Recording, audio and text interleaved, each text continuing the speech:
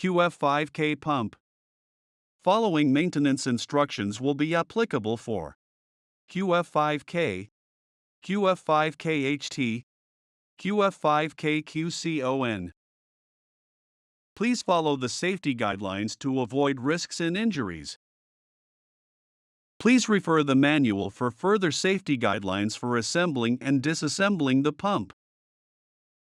Following tools are required for assembling and disassembling the pump.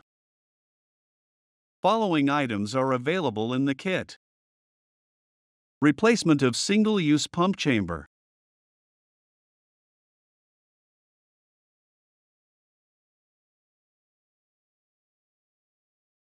Remove the screws. Remove the pressure plate. Pull the pump chamber off the bolts of the ring drive. Replace with new SU pump chamber. Place and press the new pump chamber with bore holes onto the bolts of ring drive. Mount the pressure plate.